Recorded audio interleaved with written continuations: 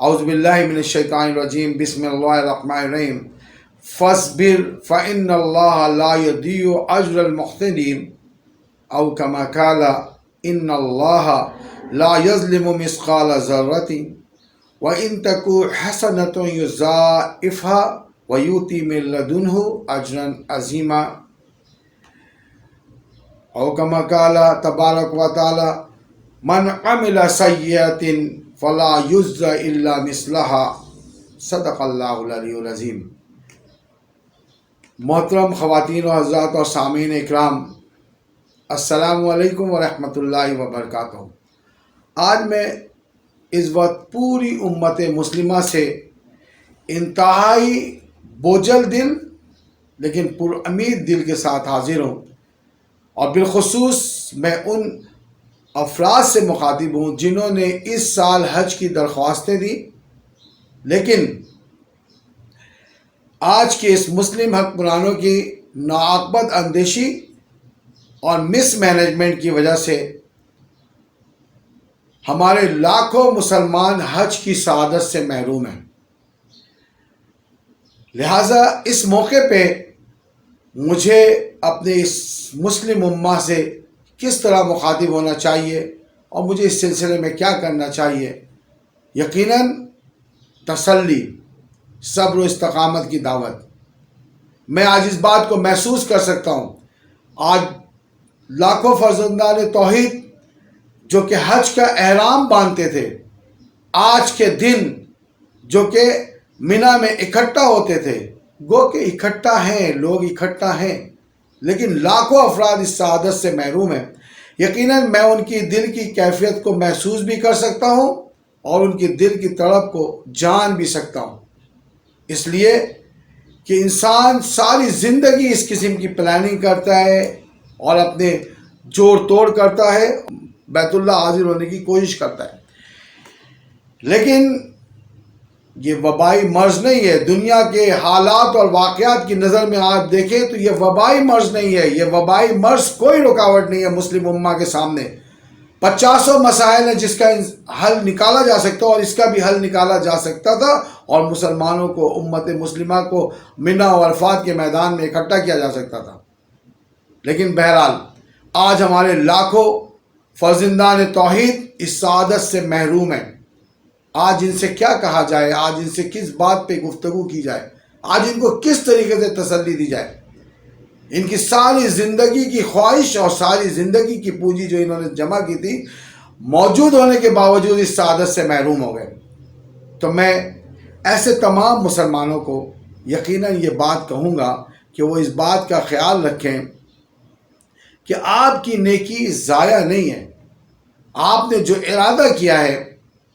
وہ ارادے میں آپ کو کامیابی ہو چکی ہے، بلکہ میں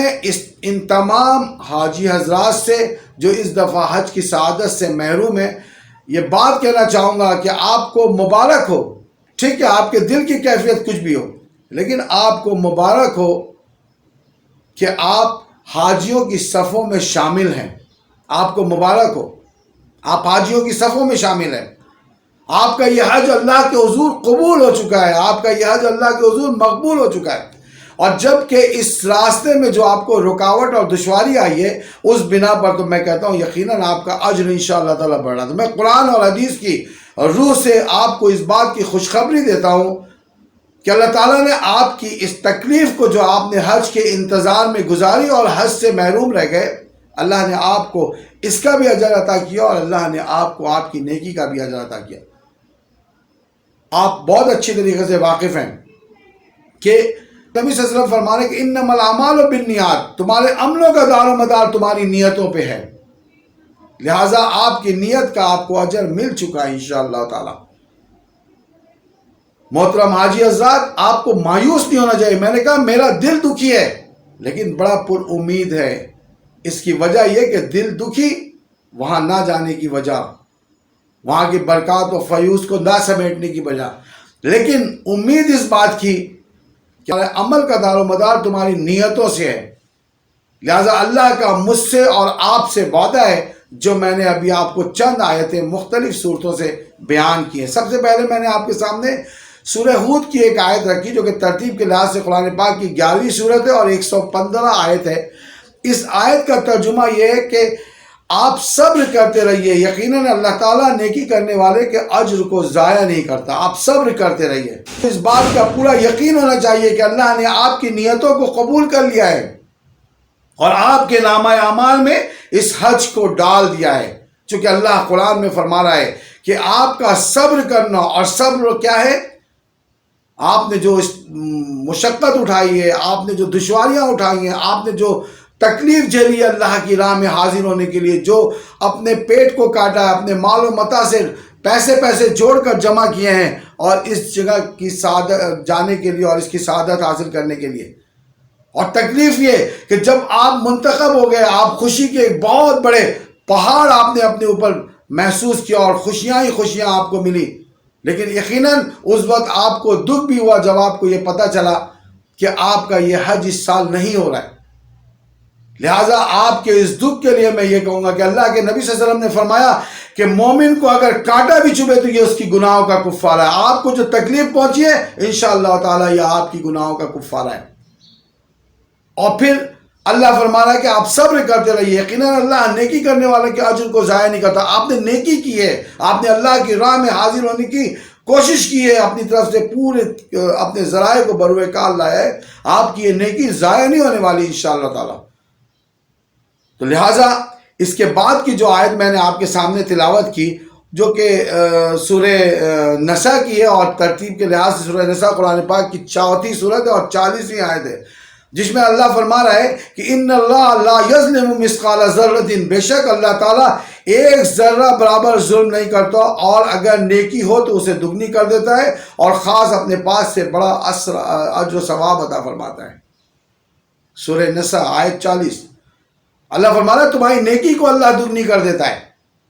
آپ نے نیکی کی، اللہ آپ کی اس نیکی کو انشاءاللہ تعالیٰ دگنی کرے گا، اور یہ نیکی آپ کے نامہ اعمال میں لکھی جا چکی ہے۔ اس کی بھی میں آپ کو مثال دیتا ہوں انشاءاللہ تعالیٰ اس قرآن اور حدیث کی روح سے۔ میں مختصر گفتگو کر کے صرف آپ کو تسلی دینا چاہتا ہوں اور آپ کو اس بات کی مبارکباد دینا چاہتا ہوں کہ آپ کے اس عمل کو انشاءاللہ اللہ نے قبول فرما لیا ہے۔ اس کے بعد میں نے سورہ مومن کی ایک آیت ہے جو پڑھا، جس میں اللہ فرما رہا ہے جس نے گناہ کیا ہے اسے تو برابر ہی کا بدلہ ہے،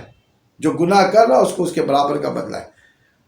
تو میرے محترم حاجی حضرات جو کہ اس عظیم سعادت سے محروم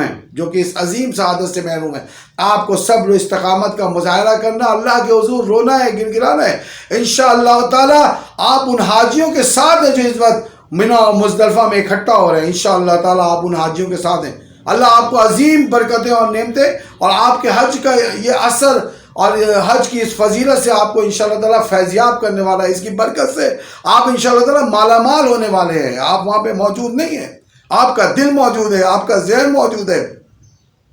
آپ کے دل سے لبیک اللہم لبیک کی صدا جو ہے وہ بلند ہو رہی ہے، آپ کی زبان اللہ کی تکبیر بیان کر رہی ہے، اللہ اکبر اللہ اکبر لا الہ الا اللہ واللہ اکبر اللہ اکبر وللہ الحمد۔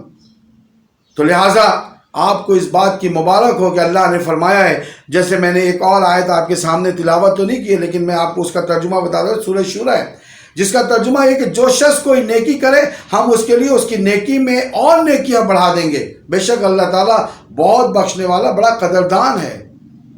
آپ نے نیکی کی ہے، آپ نے اللہ کے حضور حاضری کا ارادہ کیا ہے، آپ نے اپنے پیٹ کو کاٹا ہے، اپنے مال و متاع کو جوڑ جوڑ کر جمع کیا ہے۔ لہٰذا میرے محترم حاجی حضرات، آپ کو اس بات کی مبارکباد دینے کے لیے آج میں بیٹھا ہوں کہ آپ کو اس بات کی مبارکباد دوں کہ آپ کا دل ضرور تڑپ رہا ہے، آپ ضرور بے چین اور مضطرب ہیں، لیکن آپ کے نامہ اعمال میں نیکی لکھی جا چکی ہے، اور یہ تو نیکی اس وقت لکھی گئی جب آپ اس نیت سے روپے اور پیسے اس سعادت کے لیے جو ہے وہ جمع کر رہے تھے، آپ کی یہ نیت اس وقت لکھی جا چکی ہے۔ لہٰذا اس کے سلسلے میں آپ کے سامنے ایک حدیث بیان کروں گا جو کہ مسلم کی ہے اور ایمان کے بیان میں حدیث نمبر 242 ہے۔ حضرت ابو ہریرہ رضی اللہ عنہ روایت کر رہے ہیں کہ اللہ کے نبی صلی اللہ علیہ وسلم نے فرمایا کہ جو کوئی نیکی کا ارادہ کرے مگر اس پر عمل نہ کرے تو اس کے نامہ اعمال میں ایک نیکی لکھی جاتی ہے، اور جو نیکی کا ارادہ کرنے کے ساتھ اس پر عمل بھی کرے تو اس کے نامہ اعمال میں ایک حدیث میں یہ ہے کہ 10 گنا اضافہ کر دیا جاتا ہے، اور ایک جو میں آپ کے سامنے حدیث بیان کر رہا ہوں اس میں یہ کہ 700 گنا تک اضافہ کر دیا جاتا ہے۔ اور ایک اور حدیث میں جس میں اللہ کے نبی صلی اللہ علیہ وسلم فرما رہے ہیں کہ اور اللہ جتنا چاہے اس کو بڑھا دیتا ہے، یعنی آپ کے نیکی کے ارادے پہ آپ کے نامہ اعمال میں نیکی لکھی جا چکی ہوتی ہے، اور جب آپ عمل کر گزرتے ہیں تو آپ کے عمل کو 700 بلکہ اس سے کئی گنا زیادہ جتنا اللہ چاہے بڑھا دیتا ہے۔ تو آپ نے حج کا ارادہ کیا ہے، آپ کی نیکی انشاءاللہ تعالی لکھی جا چکی، جبکہ اس کے برعکس اللہ کی رحمت دیکھیے، اللہ کے نبی صلی اللہ علیہ وسلم فرماتے ہیں اس کے برعکس یہ ہے کہ جو کوئی برائی کا ارادہ کرے اس کے نامہ اعمال میں اس برائی کو نہیں لکھا جاتا، اور عمل کرنے کے بعد اتنا ہی گناہ لکھا جاتا ہے جتنی اس نے برائی کی ہے۔ تو لہٰذا یہ چند حدیث اور قرآن کی روح سے میں آپ تمام حاجی حضرات کو جو کہ اس سال حج کی سعادت سے محروم ہیں یہ خوشخبری سنانا چاہتا ہوں کہ آپ کی ہر تکلیف کے عوض آپ کی گناہوں کا کفارہ ہے، اور آپ کی یہ نیکی آپ کے نامہ اعمال میں لکھی جا چکی ہے۔ اور الحمدللہ ثم الحمدللہ پوری امید اور یقین اور قرآن اور حدیث پہ یہ بھروسہ رکھتے ہوئے آپ اس بات کو جان جائیے کہ اللہ نے آپ کا نام حاجیوں کی صفوں میں لکھ دیا ہے۔ آپ عملی طور پہ مینا اور عرفات اور مزدلفہ میں موجود نہیں ہیں، لیکن اللہ نے آپ کی نیت کے توسط سے آپ کو مینا اور عرفات اور مزدلفہ میں پہنچا دیا ہے۔ انشاءاللہ تعالی آپ کامیاب اور کامران ہیں۔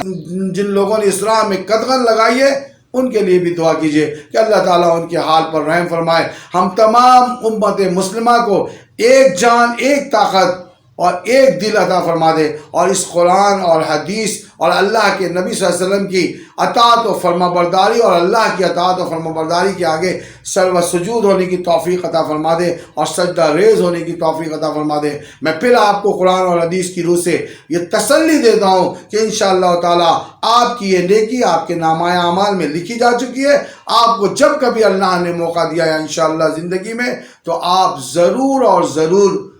اس عمل کو کر اپنے اس نیکی کے عمل کو 700 بلکہ اس سے کہیں زیادہ انشاءاللہ بڑھا لیں گے۔ اللہ تعالیٰ آپ کا، ہمارا اور سب کا حامی و مددگار ہو، اور آپ کو صبر و استقامت عطا فرمائے، اور آپ کو حاجیوں کی صفوں میں شامل فرمائے۔ وآخر دعوانا ان الحمدللہ رب العالمین۔